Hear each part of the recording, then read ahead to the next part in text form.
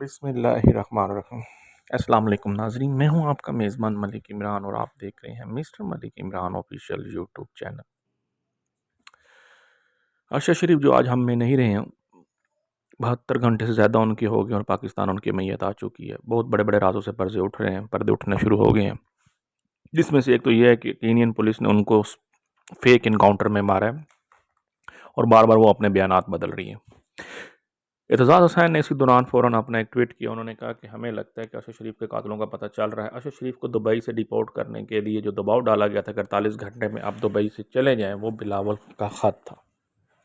अब हम मेरे ख्याल से तह तक पहुंच जाएंगे कि इसके पीछे कातिल कौन लोग हैं जिसने अरशद शरीफ को कत्ल किया। मैं आपको यहाँ ये बताता चलूँ कि DGSPR का भी बयान आया कि ये वाक़े की तहकीक होनी चाहिए, वाक़े में कौन कौन मुलव्वस और किसने से मुल्क से बाहर निकलने को कहा और बाहर जाकर उसको कत्ल किया, ये हम पर इल्ज़ाम भोंडा लगाया जा रहा है। ये सब एक बातें और ये बातें चलती रहेंगी, क्योंकि मुल्क का सबसे बड़ा दुश्मन ही ये अदारा है जिसने इस नहज पे पहुंचा दिया कि आज हम किसी के आगे भी सर झुका कर या सर उठा कर चलने के काबिल नहीं, सिर्फ झर झुके हुए हैं। वज़ीर-ए-आज़म साहब ने जब देखा कि DGSPR के बयान के बाद उन्होंने फ़ौरन जुडिशल कमीशन की अनाउंसमेंट किया है कि फ़ौरन ही जुडिशल कमीशन अनाउंस कर दिया जाए ताकि इसकी कार्रवाई को जल्दी जल्दी मुकम्मल कर दिया जाए। लेकिन हम यहाँ ये बताते चलें कि शहबाज शरीफ के दौर में मॉडल टाउन और इस किस्म के वाक़यात हुए जिसमें वो ख़ुद भी मुलव्वस निकले, तो उन्होंने अपनी इस इंक्वायरी को छुपाने की कोशिश की, जिसकी वजह से आज भी मॉडल टाउन जैसे वाक़यात इनके मुंह पर खरे तमाचे हैं। लोगों का एतमाद उठ गया कि जुडिशल कमीशन और ये ISI एजेंसी इसका इंसाफ दे पाएंगी कि नहीं।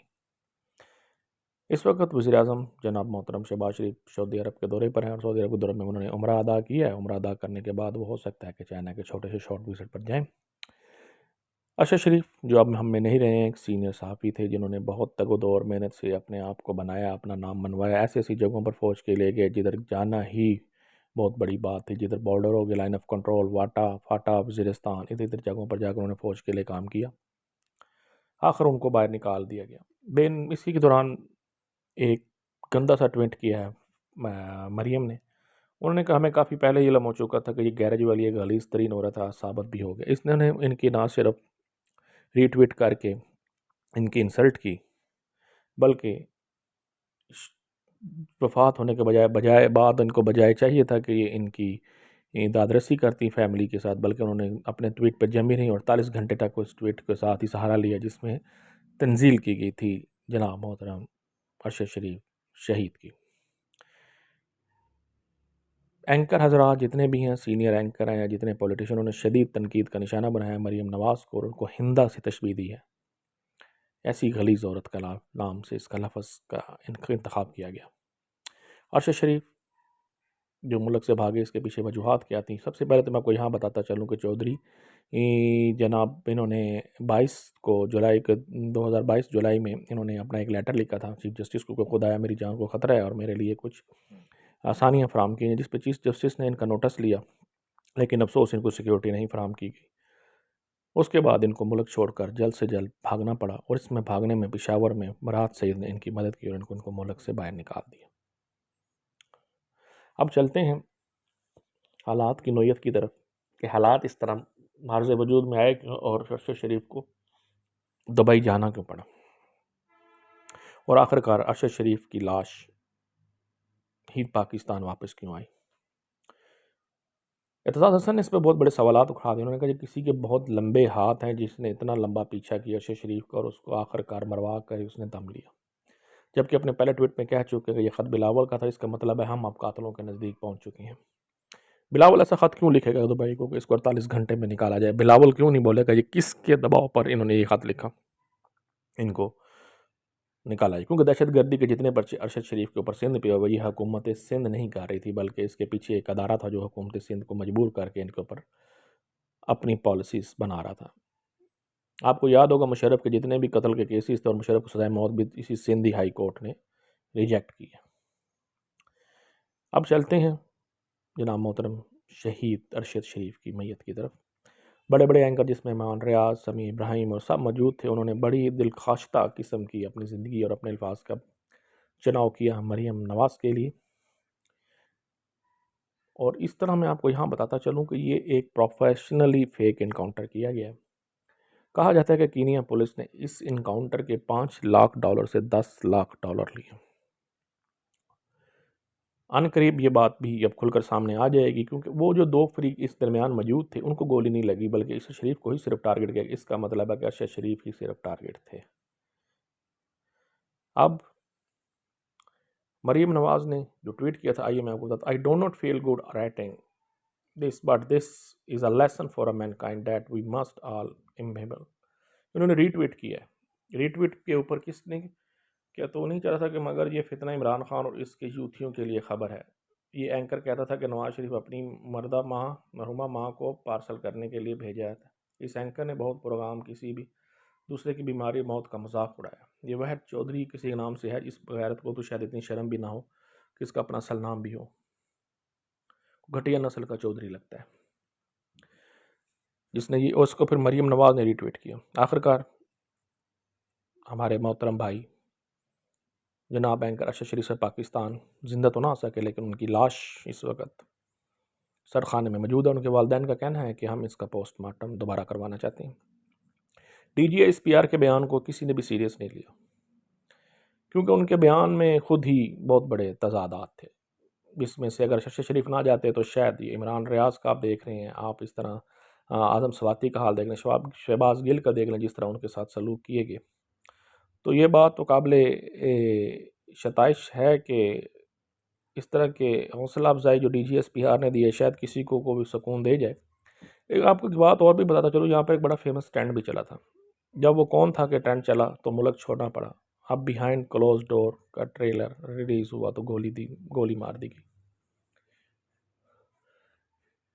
अरशद शरीफ इस स्टोरी पर डॉक्यूमेंट्री पर नेटफ्लिक्स के लिए काम कर रहे थे, इसी वजह से इनको कत्ल कर दिया गया, क्योंकि अरशद शरीफ को यहाँ से भगाया गया। आखिरकार इस दरवाजे को भी बंद कर दिया गया। अरशद शरीफ के भाई जनाब कर्नल मेजर साहब शहीद हो गए थे, अपनी वालिद की वफ़ात पर आ रहे थे नमाज जनाजा पढ़ने का। Unfortunately he was dead. उनकी वफ़ात के बाद उनको पता चला तो वो वापस आ रहे, तो रास्ते में दहशतगर्दों की बम ब्लास्ट के ज़रिए इनकी गाड़ी भी निशाना बनी और ये भी इनके भाई अरशद शरीफ की वफ़ात पा गए। घर में फ़र्द वाहिद मर्द यही बचा था, इसको भी आज शहादत नसीब होगी और अल्लाह ताला ने इस घराने को इज़्ज़त और एहतराम से नवाज दिया। सच और हक की आवाज़ बुलंद करते करते करते ये शख्स अपनी जान की बाजी हार गया और आवाम की 22 करोड़ आँखों को, दिल की आँखों को जिंदा कर गया। अरशद शरीफ एक मोतबर, पुरअमन, तहजीब याफ्ता, इन्वेस्टिगेशनल क्राइम रिपोर्टर था, जो सिर्फ खबर देकर ही फ़ौरन अपनी ट्विटर के ऊपर ही प्रोग्राम नहीं करता था, बल्कि ये वो शख्स था जिसने अगर कोई खबर मिलती तो उसकी इन्वेस्टिगेशन करता, उसके लिए सबूत इकट्ठे करता, क्लू इकट्ठे करता, उसके बाद इसकी आखिरी इख्तिताम या अंजाम तक पहुँचाता। आज अरशद शरीफ का अंजाम भी हमने देख लिया। ज़मीन ऐसे बहा खाती है अपने बच्चों को। देख लें आप, जो चोर होते हैं वो बाइज़्ज़त तौर से वज़ीर-ए-आज़म के जहाज़ों पर जाते हैं और वज़ीर-ए-आज़म के जहाज़ों पर आते हैं, और जो बेचारे अपने मुल्क के लिए जान कुर्बान करते हैं वो दर बदर की ठोकरें खाते खाते आखिर जनाज़ों की सूरत में पाकिस्तान का रुख करते हैं। अरशद शरीफ की कुर्बानी रायगा नहीं जाएगी, और ये बात तकरीबन सब ही जानते हैं कि अरशद शरीफ ने जितने मुश्किल वक़्त से अपने आप को इस दौरान गुजारा, उन्होंने परदेस काटा, परदेस में सोबतें काटी, मुश्किलात में अपना वक़्त गुजारा और आखिरकार सुकून की नींद अब उनकी नसीब हुई, जो कि शहादत की थी। शायद इसी वजह से उनको मुल्क बदर किया गया और शहादत का ये रिश्ता उसको वहाँ मिलना ही मिलना था जहाँ से उसकी शहादत होनी थी। DGSPR का बयान सामने बहुत से TV चैनल्स ने भी चलाया, लेकिन अफसोस इस बयान की अब कोई वैल्यू नहीं रही। जो नारा दहशतगर्दी का लगा है आसमा जिलानी कॉन्फ्रेंस में, इसके पीछे वर्दी है। अब ये कहाँ तक जाएगा, ये तो बात आने वाले वक्त बताएगी। फवाद चौधरी ने मरीम नवाज के ट्वीट पर शदीद रद्द-ए-अमल का इजहार किया। उन्होंने कहा कि ऐसी गलीज़ ज़ुबान सिर्फ ये ऐसी गलीज़ औरत इस्तेमाल कर सकती है। ये ज़हनियत है इन लोगों की। DGSPR ने कहा कि अदारे पे वैसे इल्ज़ामात लगाते हैं, तो चलें आप बता दें जी, जंगों में क्यों धोखा, आपने लाल मस्जिद का अटैक क्यों किया जब वो लोग हथियार डाल चुके थे, आपने दहशतगर्दी की परवान क्यों चढ़ाई इस मुल्क में? जवाब है आपके पास?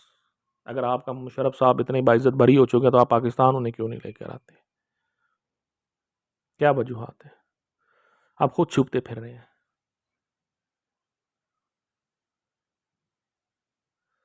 मोहसिन का एक बहुत खूबसूरत शेर है, मोहसिन ये मकबूल रवायत है जहां में कातिल भी कभी मकतूल का करते हैं अफसोस करते। अल्लाह वो दिन ना दिखाए ये खातून इस मुल्क की हुक्मरान हो, वरना ये मुल्क रहने के काबिल नहीं रहेगा।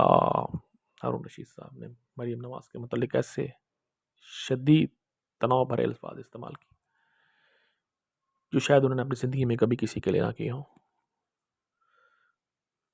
हत्ता कि अरशद शरीफ ने अपने एक ट्वीट में कहा था, prayer and wishes for good health and recovery of brave women Kulsoom Nawaz, who stood stand for her role on his wife, mother, sister, and a source of strength during difficult time for Sharif family. ये अल्फाज थे अरशद शरीफ की इसकी वालदा के लिए। और मरीम नवाज कैसी गलीज़ ज़ुबान इस्तेमाल कर गई, कैसा गलत रीट्वीट कर गई इस शख्स के लिए जो आज इस दुनिया में नहीं है। शायद अपनी नस्ल पना गई या वो नफ्स पना गई जिस नफ्स से इसकी पैदाइश हुई, इसके बाप के गंदे नफ्स से ये नस्ल परवान चढ़ी है, शायद इसलिए। इत्तेदाद हुसैन इस वक्त पीपल पार्टी के सीनियर अहदेदार तो नहीं रहे, क्योंकि इन्होंने अब एक प्रेस कॉन्फ्रेंस करके अपने आप को साबित करने की कोशिश की कि वो पीपल पार्टी के वफादार, लेकिन उनके ट्वीट्स बहुत ही खतरनाक होते हैं जिसमें शवायद मिलते हैं। जैसा कि उन्होंने अभी बिलावल के लिए कहा कि बिलावल के ख़त से ही 39 घंटे में इनको निकाला गया। इसके बाद अरशद शरीफ को अल्लाह ताला जन्नत में आला मकाम अता करे। शहीद का तो वैसे ही अल्लाह ताला ने कुरान में मकाम बयान कर दिया, लेकिन एक ख्वाहिश है कि अच्छी मुल्क के लिए जो कुर्बानी दी है इसकी कुर्बानी रह कर ना जाए। हमारी तो दुआ है अल्लाह इस कुर्बानी को रहेगा मत जाने देना। जिस मुश्किल ज़िंदगी में हम गुज़र रहे हैं, जिस मुश्किल हालात में हम गुज़र रहे हैं, जिस मुश्किल वक़्त का हम सामना कर रहे हैं, ये मुश्किल वक़्त ए अल्लाह हमारे लिए जल्द से जल्द ख़त्म हो और हम एक आज़ाद रियासत और आज़ाद ज़मीन का से ज़िंदगी गुजारें। बहुत दुनिया हमारा मजाक उड़ा रही है और उड़ाती रहेगी। हुकूमतें बदलती हैं तो कमाल की बात है कि हमारे इन्वेस्टर भी मुल्क छोड़ के चले जाते हैं। उनको कौन छुड़ाता है ये मुल्क? कोई तो है जो इनको कहता है कि यहाँ से चले जाओ, हमारी यहाँ पर ही हुकूमत है और हम यहाँ पर किसी की हुकूमत नहीं रहने देंगे। कौन छुड़ाता है वो मुल्क? कोई तो है इसके पीछे जो इस सब खेल में है। बहरहाल वक्त की बात है, वक्त तो आते जाते रहते हैं इंसानों पर, मुश्किल वक्त भी आते हैं और बुरे वक्त भी आते हैं, लेकिन आखिरकार सब ने जाना है अपनी अपनी मौत का एक वक्त तय्यन है। समी इब्राहिम साहब फरमाते हैं कि अब तो मेरी आंखों भी खुश्क हो गई और मेरी आंखों में अब पानी भी नहीं, दिल तो रो रहा है। हौसले हैं इसकी माँ के अरशद के कि हर एक को संभाल रही है, हत्ता कि उसे संभालने के वक्त की ज़रूरत उसके दोनों बेटे इस वक्त उसके सामने नहीं है, शहीद हो चुके हैं। इमरान रियाज गम से निढाल है अपने भाई और अपने दोस्त की हलाकत के ऊपर। शदीद एहतजाज की उन्होंने की नहीं है कि कहते हैं ये मरवाया गया है। अगर आप फैक्ट तलाश ना कर सके तो हम तो कर ही लेंगे, ये बयान थे इमरान रियाज के। अब हम आवाम के सामने सच लाएंगे किस वजह से अरशद शरीफ को मरवाया गया है। आज हमने एक दोस्त खोया है, हमने पाकिस्तान का सीपा सलार खोया है, हमने हक की और आवाज़ खो दी है। वो ज़ुबान हमने हमेशा के लिए काट दी जो इंसाफ के लिए बोलती थी, गरीबों की आवाज़ थी, नाचारों की आवाज़ थी, जो बेचारे अपनी ज़ुबान से नहीं कुछ बोलते थे। अरशद शरीफ उनकी ज़ुबान था, वो ज़ुबान आज काट दी गई है। सियासत के पहलुओं में शायद शोर ना गूंजे, लेकिन ये खून के अंदर अब शोर बन के गूंजने लग गया। अरशद शरीफ इसको अब मरवाना था, अदारों ने मरवाया, हुकूमत ने मरवाया, कोई भी इसके पीछे हो सकता है, क्योंकि जो कीनिया के लोग भी कह रहे हैं कि हमारी पुलिस चलो अपने जर्नलिस्ट तो मरवाती थी, अब उन्होंने बाहर के जर्नलिस्ट भी मरवाने शुरू कर दिए। Kenyan police encounter, fake encounter, दुनिया पूरी में इसकी गंदी रिपोर्ट है। आप देख रहे हैं मिस्टर मलिक इमरान ऑफिशियल और मैं हूं मेज़बान आपका मलिक इमरान। मुझे इजाज़त दीजिए और मेरे चैनल को सब्सक्राइब कीजिए। अल्लाह हाफिज़।